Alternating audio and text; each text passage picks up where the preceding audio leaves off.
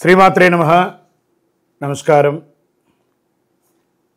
ఈ నెల జరగబోయే కొన్ని గ్రహాల యొక్క మార్పిడి గురించి మనం విశ్లేషించుకోవడానికి కోసం ఇప్పుడు వచ్చాం.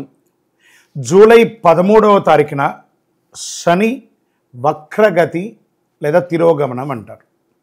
మరి ఈ శని వక్రగతి అంటే ఏంటి, దీనివల్ల వచ్చే లాభ నష్టాలు ఏంటి, ఏ రాశుల మీద ప్రభావం పడుతుంది, శని వక్రగతి ఎప్పుడు స్టార్ట్ అవుతుంది, ఎప్పుడు ముగుస్తుంది, వాటన్నిటిని మనం విశ్లేషించుకోబోతున్నాం. జూలై 13వ తారీఖున ఉదయం 9:36 మీనరాశిలో శనీశ్వరుడు తిరోగమన స్థితిలోకి వెళ్తున్నారు. 138 రోజులు ఈ కొన్ని రాశుల వారికంతా పట్టిందల్లా బంగారమని కూడా చెప్పచ్చు. నవంబర్ వరకు తిరోగమన గమనంలో ఉంటాడు. శని వక్రి లేదా శని తిరోగమనం అని పిలుస్తుంటారు కదా, అంటే ఏంటి అసలు ఆ శని వక్రీకరత ఏంటి అంటే భూమి దృక్కోణం నుండి శనిగ్రహం దాని కక్షలో వెనుకకు కదులుతూ ఉన్నట్టు అనమాట కనిపిస్తుంది. ఇది సంభవిస్తుంది. వేద జ్యోతిష్ శాస్త్ర ప్రకారము వక్రి అనే పదం ఒక గ్రహం యొక్క స్పష్టమైన తిరోగమన కదలికను సూచిస్తుంది. అదే వక్రి అంటే. సరే, శని యొక్క వక్రగతి ఎన్ని రోజులు ఉంటుంది, ఎంతకాలం ఉంటుంది? జ్యోతిశాస్త్రంలో శనిగ్రహానికి గొప్ప దుష్కార్యకారకుడు అని ఒక పేరు కూడా ఉంది. శని ఈశ్వర శబ్దం కలిగిన వాడు. అన్ని దేవుళ్ళకి ఈశ్వర నామం రాలేదు, దీనికి శనేశ్వర. తర్వాత తిరుపతిలో ఉన్నటువంటి వెంకటేశ్వర, ఈశ్వర శబ్దం కలిగినటువంటి 2 దేవతలు కూడా చెప్పచ్చు. ఇది మనకు ముఖ్యమైనటువంటి జీవిత పాఠాలను బోధించే ఒక అద్భుతమైనటువంటి గ్రహం ఏదైనా ఉందంటే మనం ఎవరు అని క్లెన్స్ చేసి చూపించే ఒక అద్భుత గ్రహం శనిగ్రహం. సంవత్సరానికి ఒక్కసారి శని సుమారుగా 4.5 నెలలు తిరోగమనంలో ఉంటారు. నవగ్రహాల్లో శనీశ్వరుడికి విశేష స్థానం ఉంది. న్యాయదేవుడు, కర్మఫలదాత శనీశ్వరుడు జూలై 25లో తిరోగమనంలో వెళ్ళబోతున్నటువంటి సమయంలో అనేక రాశులపై ప్రభావం చూపిస్తుంది. వేగం, చురుకుదనం, క్రియాశీలత్వం పెరిగి చేష్టాబలం ఏర్పడుతుంది.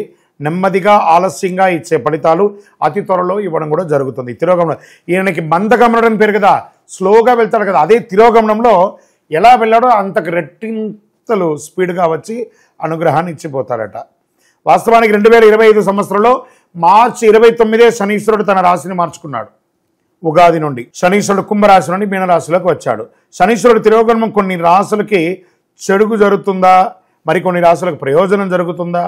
శనీశ్వర తిరోగమనంలో శనీశ్వర ఆశీర్వాదంతో అదృష్టాన్ని పెంచి పోషించే కొన్ని గ్రహాలు 138 రోజులు నవంబర్ 28 వరకు ప్రత్యక్షంగా మారబోతుంది. వృషభ, మిథున, కర్కాటక, తుల, మకర, కుంభరాశుల వారికి అద్భుతమైనటువంటి ఆదాయ లాభాలు, పదోన్నతి, ఉద్యోగాలు వంటి అంశాల్లో సానుకూలత చేపడుతుంది. ఇందులో రాశి పరంగా ఒక్కొక్క రాశిగా మనం తీసుకుంటే సింహరాశి వారు, వీరికి వచ్చేసి అష్టమ శని నడుస్తుంది కాబట్టి శని వక్రగతిలో ఇబ్బంది అంటూ పెద్దగా కలిగే అవకాశాలు అంటూ ఏమి లేదు. కాస్త ఆరోగ్యపరంగా జాగ్రత్త పడండి. మీ యొక్క పనులన్నీ కూడా కాస్త మందంగా జాగుతూ ఉంటుంది. ఎందుకంటే ఇటు అష్టమ శని అవుతుంది, ఇటు తిరోగమన శని ఉంది. రెండు ఇట్లా క్లాష్ అయ్యేటప్పుడు కొంచెం ఇటు స్లోగా ఇటు ఫాస్ట్గా ఉన్నప్పుడు కొంచెం చిన్న వాహన ప్రమాదాలు లేదా కోర్టు కేసు వ్యవహారాలు కొంచెం ఇబ్బందులు ఇవన్నీ కూడా జరిగే అవకాశాలు ఉన్నాయి. సింహరాశి మిత్రులారా, కాస్త జాగ్రత్తగా ఉండండి. ఎందుకంటే ఆరోగ్యం పట్లే ఏమైనా శస్త్రచికిత్స జరిగే అవకాశం ఉందని గట్టిగా చెప్పబడుతుంది. కాబట్టి కొత్త ఏ విధమైనటువంటి ప్రయోగాలు చెయ్యకండి. శని వక్రగతి తిరోగమనంలో పాటించవలసినటువంటి కొన్ని పరిహారాలు. నవగ్రహాలు అన్ని కూడా ఉన్నటువంటి ఒక దేవాలయంలో, ఏదో ఒక దేవాలయంలో నవగ్రహాలు ఉంటాయి. 9 నుండి 10:30 రావుకాలం ఉంటుంది శనివారాల్లో. ఆ సమయంలో ఒక 19 ప్రదక్షిణాలు చేయడం, మీ వయస్సు ఎంత ఉందో అన్ని నువ్వుల నూనెతో దీపం వెలిగించడం. మరి ఈ యొక్క శని తిరోగమనంలో వక్రగతిలో మంచి చెడు ఏ విధమైనటువంటి ఇబ్బందులు కలగకుండా ఇంకా కొంచెం మెరుగైనటువంటి అనుగ్రహం పొందడానికి అద్భుతమైనటువంటి ఒక కలిలో ఒక కల్పవృక్షం లాంటి ఒక అద్భుతమైనటువంటి ఈ యొక్క కరుంగాళి మాల, ఈ కరుంగాళి మాలను ధరించండి. 12 రాసుల వారు కూడా ధరించవచ్చు. ఇది ఒక అద్భుతమైనటువంటి ఒక మాల. ఈ మాల ధరించడం వల్ల గ్రహ దోషాలన్నీ తొలగిపోతాయి. ఏ విధమైనటువంటి నెగిటివ్ వైబ్స్ ఉన్నా కూడా తొలగిపోతుంది. ఆరోగ్యం చక్కబడుతుంది. ఈరోజు ఎందుకు చాలామంది గమనించండి, సెలబ్రిటీస్ అంతా ఈ మాలని వెతుక్కొని మరీ వేసుకుంటున్నారు. అలాంటి ఈ మాలను మన యొక్క దేవాలయంలో అయ్యప్ప స్వామి 18 అవతారముల దేవాలయం తిరుపతి జీవకొండలో 48 రోజులు పూజ చేసి, సుదర్శన చండీ హోమాదులు చేసి, దీనికి సంపుటి చేసి, ల్యాబ్ టెస్ట్ మరీ చేసి అందిస్తున్నాం. మీరేం చేస్తారు, ఈ గ్రహలో ఉన్నటువంటి ప్రతి ఒక్కరు కూడా మాల ధరించండి.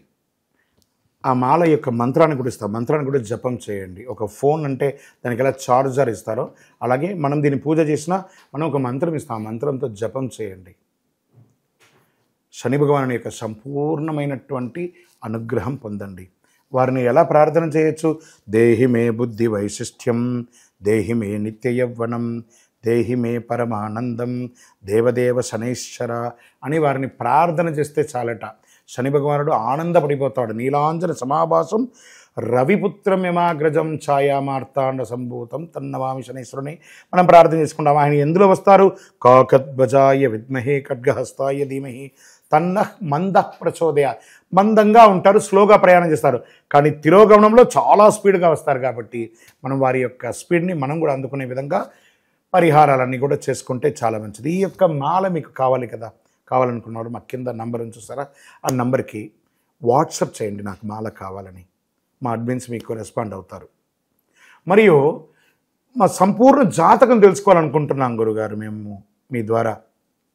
మీరు తెలుసుకోవాలంటే మీ పరిసర ప్రాంతాల్లో ఉన్న సద్గురుని సంప్రదించి తెలుసుకోండి, లేదా మా ద్వారా కూడా తెలుసుకోవాలనుకుంటున్నారా, కింద నెంబర్కి మీ పేరు, date of birth, time of birth, place of birth తెలుసుకోవాలనుకుంటే మాత్రమే వాట్సాప్ చేయండి. అద్భుతమైనటువంటి జీవితం మీరు అందరూ జీవించాలని మనస్ఫూర్తిగా అఖిలాండ కోటి బ్రహ్మాండ నాయకుడు శ్రీ ధర్మశాస్త్ర అయ్యప్ప స్వామి వారిని ప్రార్థన చేస్తూనే ఉంటాము. మీరు తిరుపతికి వచ్చినప్పుడు మన అయ్యప్ప స్వామి వారి 18 అవతారముల దేవాలయం జీవకోన అనే ఒక ప్రాంతంలో ఉంటుంది. రైల్వే స్టేషన్ బస్టాండ్ నుండి ఒక 3 కిలోమీటర్ దూరంలో వచ్చి దర్శనం చేసుకుంటే ప్రపంచంలో ఎక్కడా లేదు 18 అవతారాలతో దేవాలయం. విజయోస్తు.